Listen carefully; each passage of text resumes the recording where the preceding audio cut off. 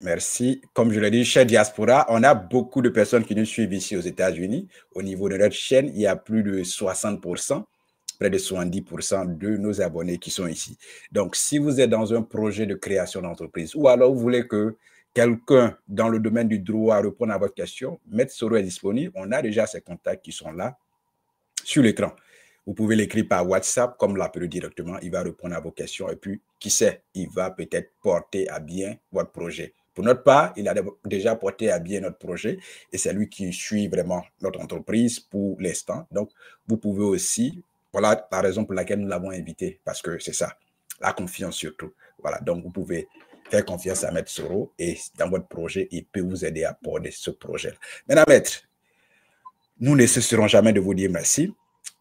J'ai contacté quelqu'un qui a un avocat qui a fait les papiers de l'entreprise. Maintenant, quel est le premier document? Il a rédigé les statuts, l'objet et tout ça. Quel est le premier document que je dois avoir et combien de temps cela peut prendre? Le premier document de l'entreprise. D'accord. Alors, lorsque vous créez l'entreprise, quelle que soit la forme de l'entreprise, la forme juridique de l'entreprise, il est important pour vous d'avoir votre casier judiciaire. Souvent, les casiers judiciaires, l'OADA, pour certains types de sociétés, surtout la SARL, on va vous demander d'apporter ça après 2 mois, 3 mois. Mais j'exige qu'au niveau de mes clients, qu'ils puissent fournir le casier judiciaire au moment de la création d'entreprise. Parce qu'il est toujours intéressant d'être en règle vis-à-vis de l'administration. Oui. C'est vrai que la loi vous donne la possibilité de fournir le document plus tard. Pourquoi ne pas le fournir maintenant? C'est ça. Souvent, on m'a dit plus tard. Et après, bon, on entre dans la gestion d'une entreprise, dans les éléments pratiques, on oublie d'apporter le cahier judiciaire. Donc, déjà, le cahier judiciaire est très, très important. Lorsque vous êtes marié, vous apprêtez l'acte de mariage. Lorsque vous n'êtes pas marié, à partir de ça va le soir. Voilà. Oui. Alors, lorsque l'entreprise doit pouvoir être montée, après les statuts et tout, l'objectif, c'est de pouvoir avoir le registre de commerce. Le registre de commerce, c'est un document tout simple, hein, avec un numéro qu'on vous donne. On dit registre de commerce, le registre de commerce et de crédit immobilier. C'est juste un numéro d'immatriculation. Mais lorsque vous faites l'immatriculation et que le greffier vous donne le registre de commerce, attendez, ne pensez pas que vous avez créé l'entreprise, c'est pas encore fini. Oui. Avec le registre, à partir du registre de commerce, vous devez faire la publicité de l'entreprise, c'est-à-dire l'entreprise doit être connue à partir d'un journal d'annonce légale. Voilà, on ne va pas citer l'exemple des journaux d'annonce légale pour ne pas faire de publicité. Oui, c'est clair. Mais déjà, il y a plusieurs journaux d'annonce légale et le substantif va vous dire oui, voici où on va publier l'entreprise. Parce que dès l'instant que l'application d'entreprise n'est pas faite, vous n'hésitez pas encore. L'OAD est clair là-dessus. Il faudrait qu'il y ait une publicité de l'entreprise pour que juridiquement on puisse constater son existence. Mais ce n'est pas parce que vous n'avez pas publié l'entreprise que lorsque vous avez des problèmes, vous n'avez pas dit je ne suis pas commerçant. Comment ça marche?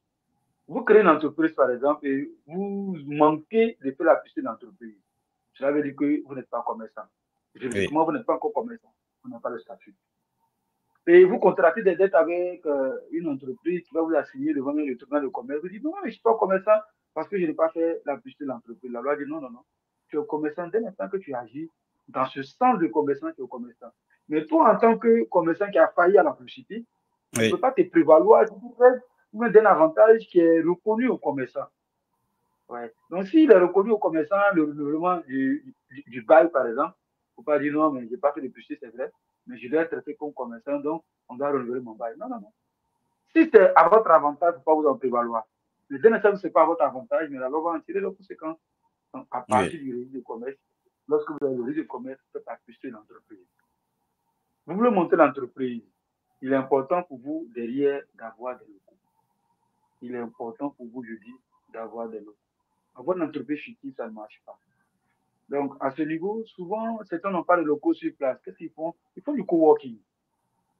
Ils font du coworking où ils seront hébergés, n'est-ce pas, par une autre structure. Vous voyez? Comme s'ils sont là, dans cette entreprise-là. Cela suppose que ce qui est documentation, ça passe par cette entreprise. Oui. Peut-être recevoir des cours, donc ça fait une domiciliation. C'est très important. Souvent, on aime créer des entreprises fictives qu'on ne peut pas retrouver. C'est très dangereux. Souvent, quand il y a des problèmes, le truc n'est pas fort.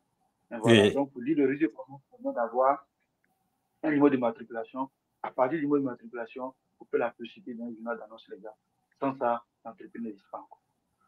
Voilà. Merci beaucoup, chers abonnés. Je sais que vous avez compris la première étape dans la création. Maître, je vais reprendre ici. Si je saute quelque chose, vous pouvez ajouter ou me corriger. La première étape, c'est de connaître l'objet de votre entreprise, dans quel domaine d'activité vous voulez que votre entreprise vraiment soit orientée. Deuxièmement, vous devez contacter un spécialiste comme Maître Soro pour vous aider dans votre démarche, pour vous donner les conseils et vous dire ce qu'il y a à faire. Maintenant, il y a des documents que vous devez fournir. Il a parlé du casier judiciaire. Vous devez aussi domicilier votre entreprise. Mais avant de domicilier, il a parlé de la publication. Vous devez créer une entreprise et publier votre entreprise dans l'un des journaux officiels. Il n'a pas fait de publicité parce qu'on ne va pas faire ici. Voilà, donc votre entreprise est publiée. Maintenant, vous devez domicilier. Soit vous avez un espace, un terrain, soit vous avez une location, soit vous pouvez aussi faire du coworking. C'est-à-dire qu'il est là, il peut vous accompagner. Si vous avez des difficultés dans ce sens-là, il peut vous dire, OK, voilà ce qu'on va faire, je n'ai pas ça, voilà ce qu'on va faire. C'est ce qu'il est en train de dire. Donc, maître, je pense que c'est ça, n'est-ce pas? En fait, c'est cela, mais ce qu'il faut peut-être préciser, c'est que la domiciliation d'entreprise se fait avant le registre de commerce. OK. Avant l'entreprise de registre de commerce, il est important pour vous d'avoir des locaux. Oui. Parce qu'à partir de locaux, on va vous demander d'avoir un contrat de bail, par exemple. C'est ça. Un contrat de bail entre vous et le bailleur. Et si c'est votre propre espace, vous pouvez faire un contrat de bail. Vous pouvez louer votre local, c'est-à-dire vous en tant que personne physique, oui. Vous louez votre espace, votre maison à l'entreprise que vous avez à créer qui sera une personne morale. C'est ça. C'est deux structures différentes. Vous, en tant que personne physique, vous louez l'espace ou le local à l'entreprise que vous avez à créer qui est une personne morale, donc distinctement. À partir de là, maintenant, il est plus facile pour vous de pouvoir faire le registre de commerce. Sans domiciliation, vous n'aurez pas de registre de commerce. Oui. Lorsque vous aurez le registre de commerce, on a même sauté un élément. Lorsque vous avez le registre de commerce, pas aux impôts. Oui. Pas aux impôts, vous allez faire ce qu'on appelle la déclaration fiscale d'existence. OK. Je pense qu'on va en arriver là dans le deuxième volet, maître. On va en arriver là dans le deuxième volet. Voilà. Nous sommes dans la première partie. Donc, dans le deuxième volet, on va parler. Je pense qu'on y entre maintenant. Donc, chers